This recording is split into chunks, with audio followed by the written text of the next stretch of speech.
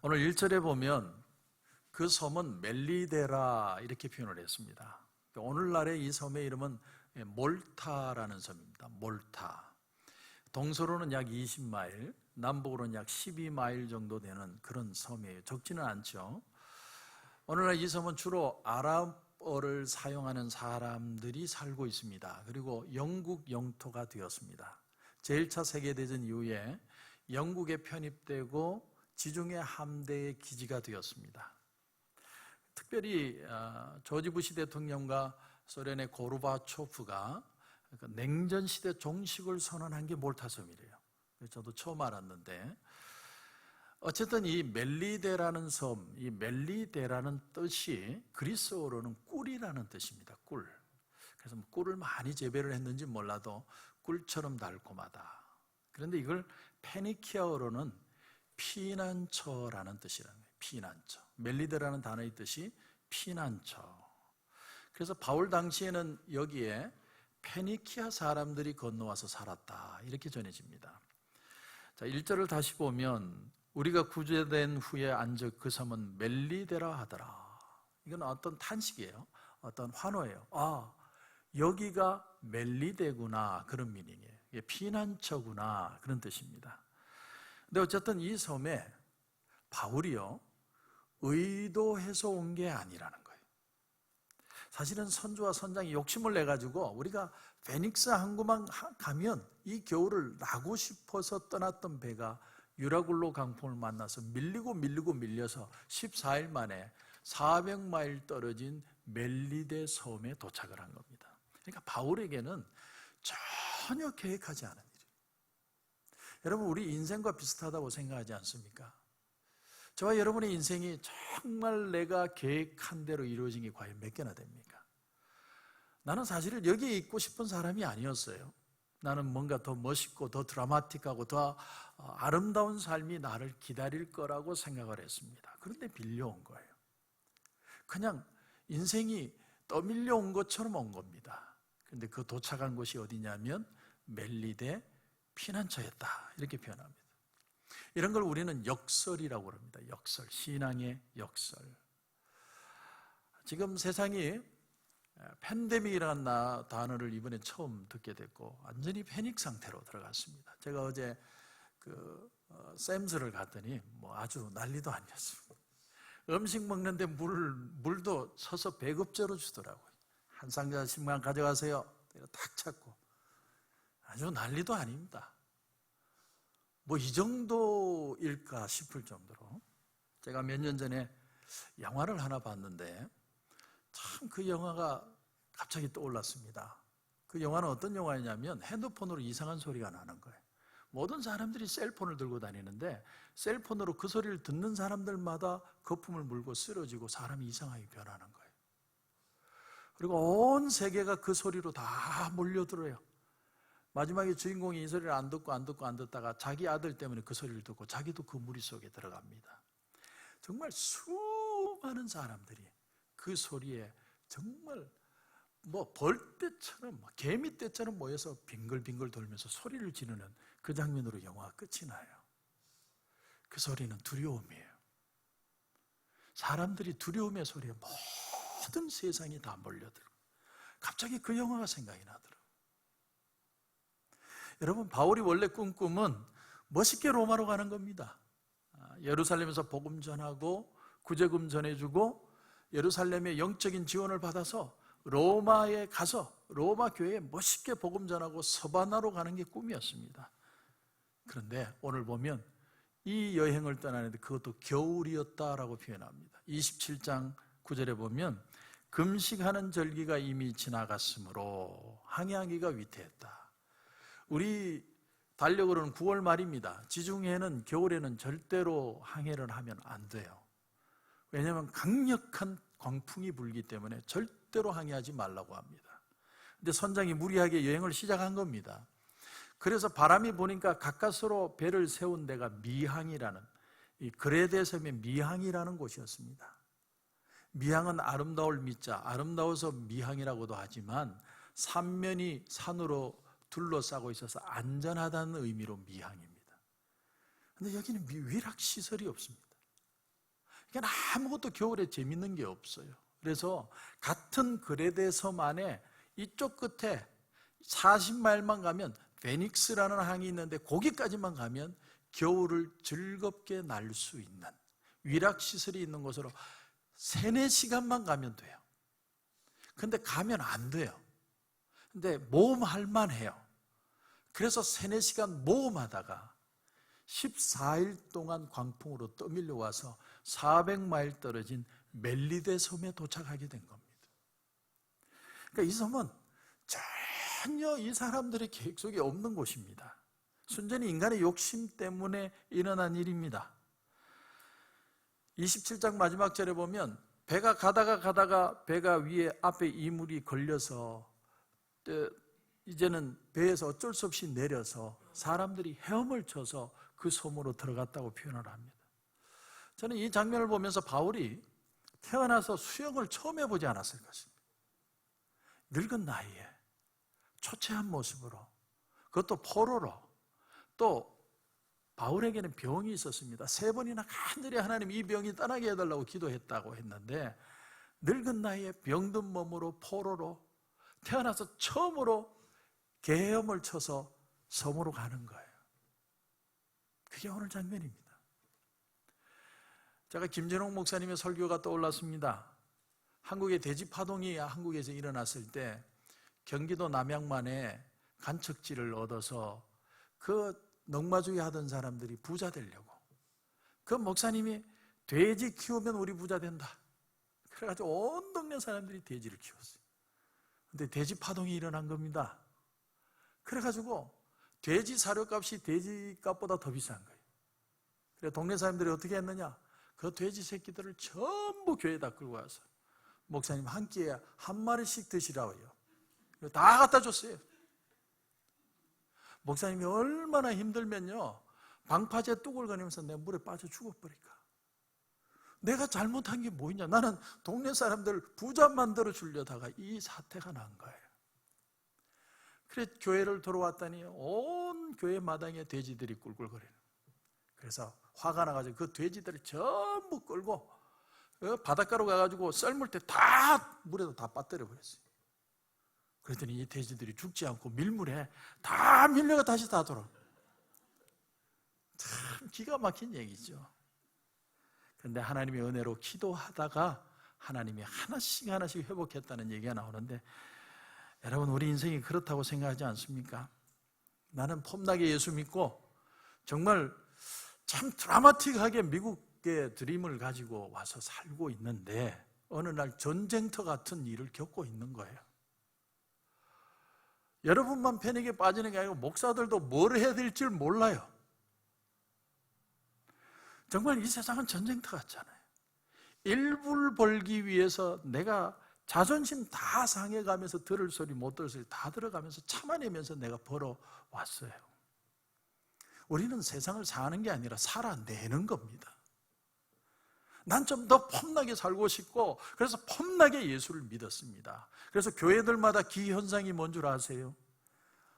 아파도 절대로 아프다는 소리 안 해요. 힘들어도 절대로 힘들다는 소리 안 합니다. 나는 얼마든지 교양과 세련된 속에 나를 감추고 살 수 있다고 생각합니다. 그런데 오늘 본문을 보십시오. 바울이 노년에 죄가 있다면 로마에 복음 전하고 싶다는 그 충동 하나밖에 없었습니다. 성령께 간구하고 충만해서 한 계획입니다. 근데 로마를 가는데 묶여서 가고 늙은 몸에 가고 병들어서 가고 태어나서 처음으로 개헤엄쳐서 이름도 모르는 섬에 도착하는, 정말 스타일 국이죠. 이런 사람을 대사도라고 말할 수 있습니까? 여러분 요즘 코로나 바이러스로 정말 사태가 심각한 걸 제가 느껴요. 성도들에게 전화해보면 정말 심각해요. 옛날에는 그런 소리 안 했어요. 아주 교양이 있었어요. 목사님 그래도 저는 믿음으로 이겨낼 겁니다. 이제 그런 소리 없어요. 죽겠어요. 모임들 다 줄 취소되고요. 비행기 예약도 다 취소되고요. 저는 다음 달에 뉴욕에 총회 가야 되는데 칩티켓닷컴에서 연락이 왔어요. 나는 또 환불해 주는 얘기인가 보다 하고 봤더니 앞으로 일주일 안에는 절대로 연락하지 말아요. 하도 연락이 많이 와가지고 귀찮아 죽겠다고 연락하지 말아요. 여러분, 앞으로 2, 3분기 미국 GDP가 반토막이 날 것이다 예상을 해요. 정말 심각하죠? 그러니까 사람들이 본심이 드러나기 시작합니다. 정말 죽겠다는 거예요. 지금까지는 세련된 말투, 세련된 모습에 이걸 다 감추고 살았는데 이제 영웅 본색이 드러나기 시작했어요. 이게 도대체 무슨 일이에요? 내 생애에 한 번도 이렇게 심각한 일은 당해본 적이 없어요. 근데 왜 이런 말도 안 되는 일이 일어나느냐는 거예요. 또 보세요. 하나님이 그렇게 힘들게 한 명도 안 죽고 구해줬으면 하나님 땡큐인데, 그렇게 도착한 섬이 햇볕은 쨍쨍 모래알은 반짝 이래야 되는 거 아니에요? 그게 하나님 은혜잖아요. 2절 보세요. 2절. 비가 오고 날이 참해 원주민들이 우리에게 특별한 동정을 하여 불을 피워 우리를 다 영접하더라. 비가 오고 날이 찼대요. 14일 동안 죽을 고생하고 여기까지 헤엄쳐서 왔는데 또 비가 오고 날이 차요. 너무하는 거 아닙니까? 아무리 그래도 그렇지 날씨라도 좋아야지. 그게 하나님 은혜잖아요. 그래서 3절 보십시오. 3절. 바울이 나무 한 묶음을 거두어 불에 넣으니 뜨거움으로 말미암아 독사가 나와 그 손을 물고 있는지라. 물은 게 아니에요. 물고 지금 늘어져 있는 거예요. 날씨가 추우니까 뭐 노인 젊은이 할 것 없이 전부 가서 나뭇가지를 주웠는데, 하필이면 바울이 주운 나뭇가지 안에 겨울 동면하려고 잠자고 있는 뱀이 한 마리 들어있어요. 남 잠자고 있는데 뜨거우니까 어떤 놈이냐 하고 나와서 물은 거예요. 날씨는 추운데 뱀은 매달려 있고. 여러분, 그런 상상이 여러분 가십니까? 이 뱀은 우리가 잘 아는 살모사입니다. 살모사. 아주 독한 뱀이에요. 독성이 있는. 근데 매달려 있어요. 인생이 기구하죠. 이런 걸 우리는 산 넘어 산이라고 그래요. 뭐가 하나도 제대로 되는 게 없어요. 왜 내 인생은 이렇게 꼬일까? 왜 가면 갈수록 더 안 될까? 머피의 법칙이라고 그러죠. 머피의 법칙. 하는 일마다 안 돼요. 더 안 돼요. 근데 오늘 본문 말씀과 27장을 잘 대조해 보면 놀라운 대조가 나옵니다. 이게 누가가 사도행전을 쓰는 묘미입니다. 27장 1절을 보십시오. 27장 1절. 이렇게 시작합니다. 우리가 배를 타고 이달리아에 가기로 작정되며. 우리가 누굴까요? 누가입니다. 누가가 지금 사도행전을 적는데 바울하고 같이 배 타고 간다는 거예요. 두 사람이 우리가 동행하고 있다는 거예요. 근데 28장 1절로 넘어와 보세요. 뭐로 시작합니까? 우리가. 이게 누가의 묘한 묘미 있는 글솜씨예요. 여기에 우리는 누굴까요? 276명의 그 배에 탄 사람 전부예요. 처음에는 누가만 그와 동행을 했는데 유라굴로 강풍이라는 엄청난 시련이 오니까 270명을 움직이는 리더십이 선장과 선주와 백부장에게서 바울에게로 전체적으로 넘어갔다는 거예요. 누가는 이걸 보여주고 싶은 거예요. 제가 오늘 새벽에 눈을 뜨고 하나님 앞에 반석을 깔고 기도를 했습니다. 정말 오랜만에 그렇게 했어요. 옛날에는 그냥 눈뜨기 바쁘게 그냥 설교 준비하고 왔는데 정말 진지하게 무릎 꿇었습니다. 하나님 어떻게 하면 좋겠습니까? 옛날 생각이 나더라고요. 제가 개척교회 할 때 그냥 예배 드리기 전에 그냥 무조건 무릎 꿇고 하나님 앞에 울던 기억이 나더라고요. 그래서 제 입에서 이런 기도가 나왔습니다. 하나님 만져주옵소서.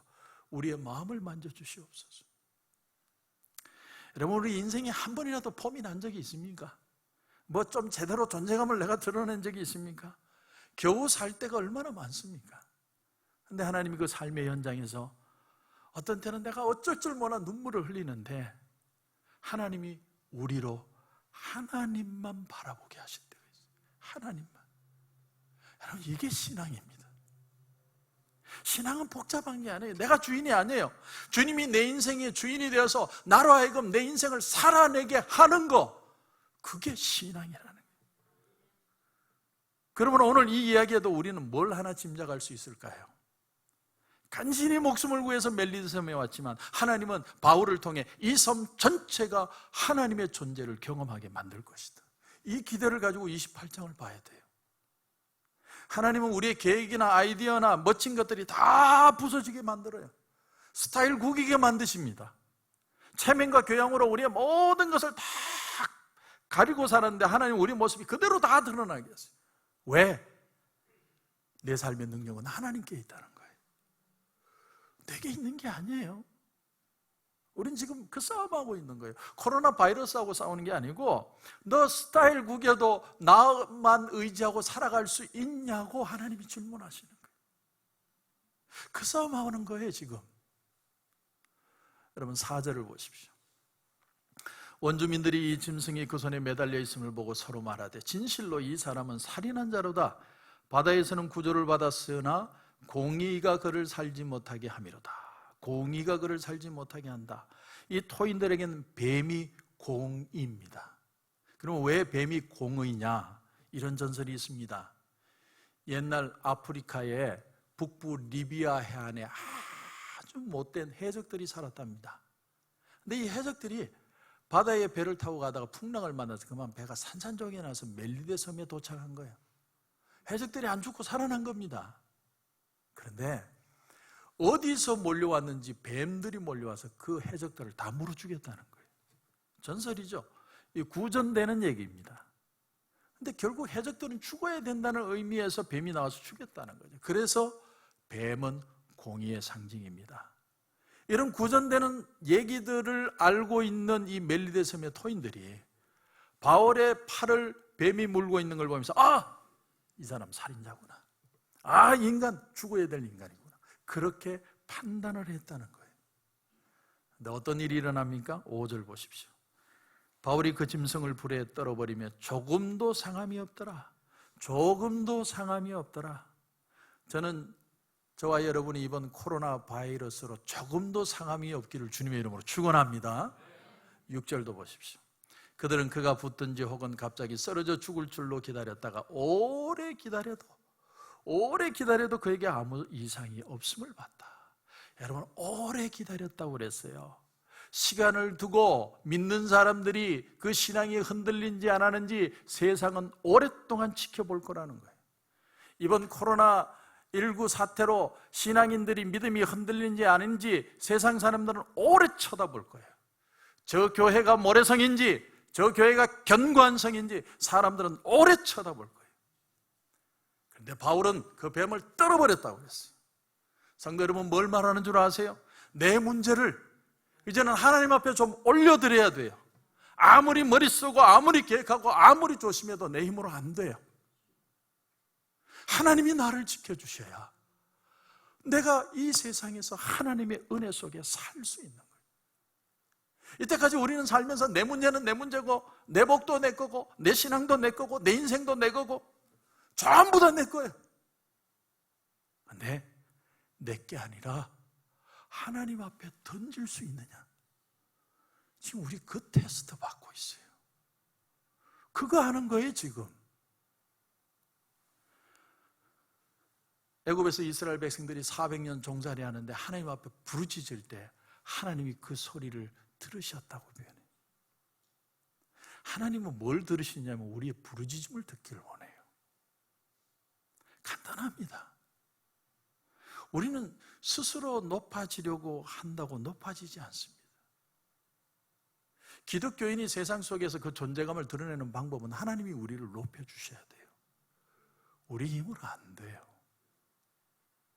여러분 이게 그리스도인들의 실체라는 거예요. 실체. 구약 창세기 보면 야곱이 나옵니다. 야곱은 정말 악착같이 살아서 자수성가한 사람입니다. 모든 방법 수단을 다 동원해서 피눈물을 내서라도 자기는 부자가 되는 사람들. 그런데 그 인생에 어려움이 닥쳐옵니다. 도저히 피할 수 없는 어려움. 그게 뭐냐면 20년 만에 내가 집으로 돌아오는데 형이 400명의 군사를 이끌고 온다는 소식이었어요. 야곱은 모든 방법을 다 씁니다. 양도 보내고 소도 보내고 와이프와 자식들도 두 떼 나눠서 다 보내놓고 자기는 안 갑니다. 이 방법이 통하기를 바랐어요. 근데 결국 결론은 뭐냐면 야곱 혼자 남는 거예요. 아무것도 남지 않아. 혼자 되는 시간. 그런데 그날 밤에 홀로 된 야곱을 누가 찾아오냐면 하나님이 찾아와서 뭘 하냐면 씨름을 하세요. 여러분, 이 시간은요, 죄송하지만 하나님이 저와 여러분과 씨름하고 싶어 찾아오는 시간이에요. 하나님하고 씨름해 보셨어요? 근데 더 놀라운 사실이 뭔 줄 아세요? 하나님이 저 주세요. 창세기 32장 25절에 보면 자기가 야곱을 이기지 못함을 보고 그가 야곱의 허벅지 관절을 치매 야곱의 허벅지 관절이 그 사람과 씨름할 때에 어긋났더라. 그러니까 한번 하나님이 쳐서 다친 게 아니에요. 평생 불구로 살았다는 얘기예요. 하나님이 흔적을 남기신 거예요. 근데 이 부분을요, 호세아서 12장 3절에 보면 또 얘기를 합니다. 거기에 보면 이렇게 되어 있어요. 야곱은 하나님과 겨루되 천사와 겨루어 이기고 울며 그에게 간구하였습니다. 여러분, 좀 이상하지 않아요? 싸워서 이겼으면 웃어야지 왜 울어요? 다시 말하면 이 승리는요, 기뻐 감격한 승리가 아니었다는 거예요.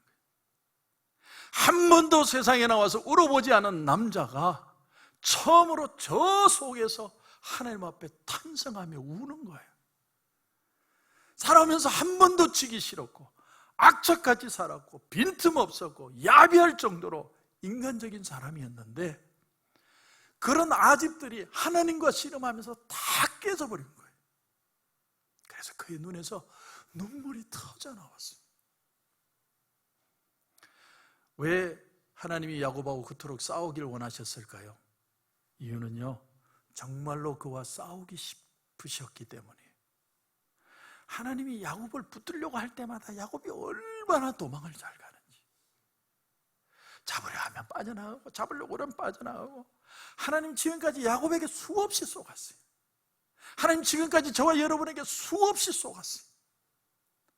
내가 복 주면 하나님 잘 섬기겠습니다. 그런데 복 주면 가요. 하나님이 더 이상 기다릴 수가 없었어요. 왜요? 지금 가나안 땅으로 가는 거예요. 하나님의 축복의 땅으로 들어간다면 몸만 축복받는 게 아니라 마음이 축복을 받아야 하기 때문에 하나님이 그를 찾아오십니다. 야곱은 하나님과 씨름하면서 밭다리 걸기, 안다리 걸기, 속임 쏘기, 뒤집기 별짓을 다 합니다. 하지만 하나님은 라반도 아니고 에서도 아니십니다. 하나님이 그와 씨름했던 이유는 야곱이 자기의 수단과 방법을 다 버리고 하나님 뜻에 순종하고 복종하는 게 믿음으로 사는 것이라는 걸 깨닫게 하기 위해서요.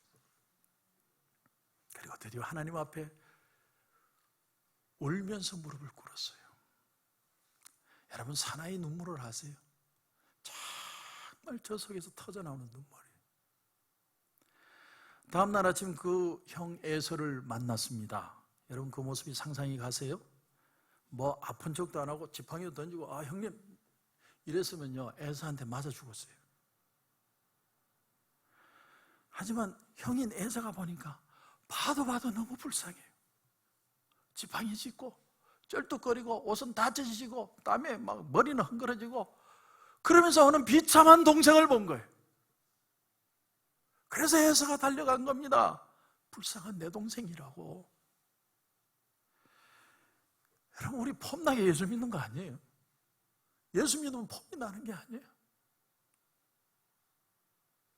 불쌍히 여김을 받는 게 은혜예요. 내가 하는 비즈니스가 힘들고 가정이 힘들면 좀 울어보세요.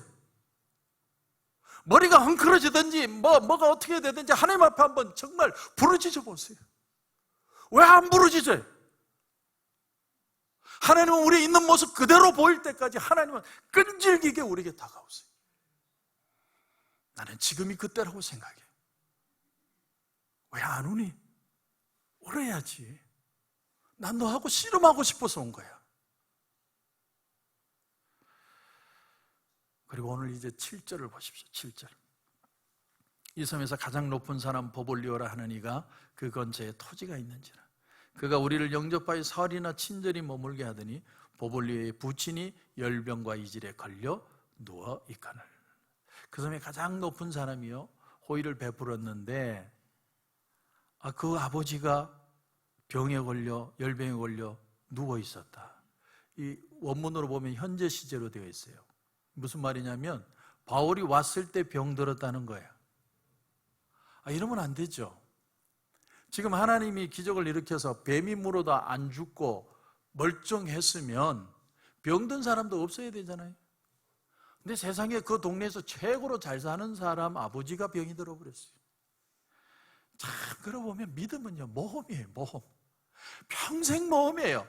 내가 한번 기적이 일으켰으면 할렐루야 하고 이제 문제가 안 일어나야 되는데 계속 일어나요. 우리는 죽을 때까지 텐션을 가지고 살아야 돼요. 그게 신앙이에요. 신앙. 하나님이 왜 만나를 주셨어요? 그날 주시는 은혜로 살라고 주신 거예요. 어제 은혜로 못 살아요.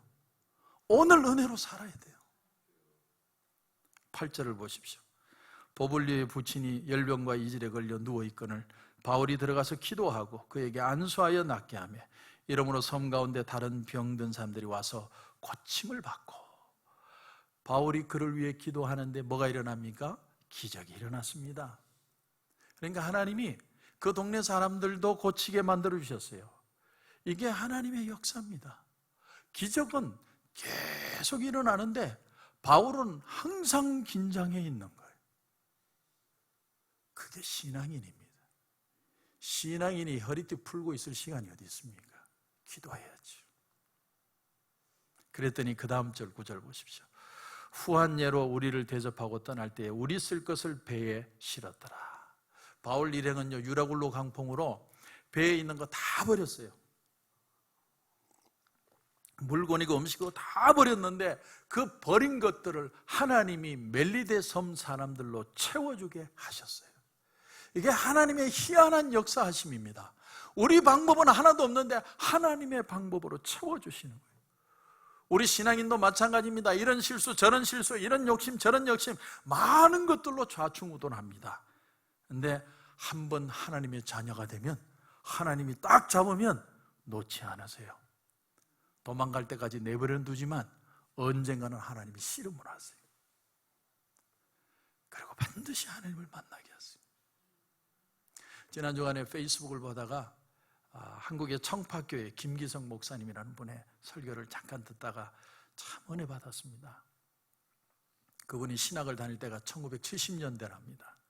한참 민주화 운동이 일어나던 때였어요. 한국이, 대학생들이. 근데 정부는 강압적으로 그들을 누르고 한국이 희망이 안 보였어요. 소망도 없어요. 이 목사님은 젊은 신학생으로 자나깨나 나라 걱정밖에 없어요. 그러다가 잠이 들었어요.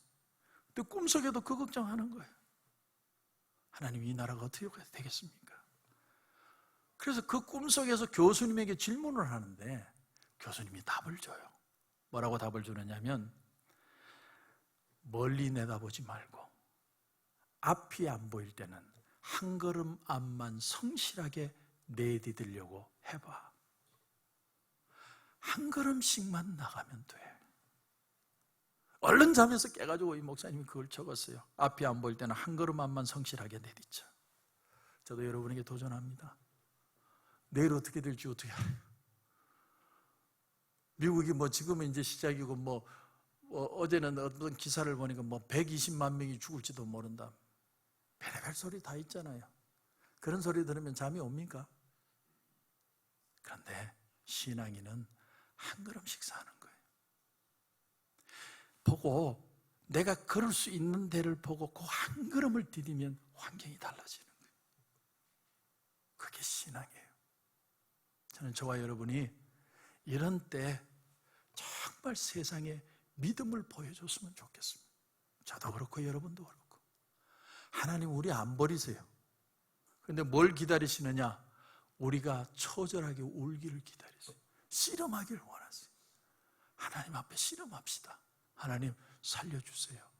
그래서 하나님 영광 드러나고 우리도 회복시켜주세요. 그런 역사가 저와 여러분 가운데 일어나길 주님의 이름으로 축원합니다.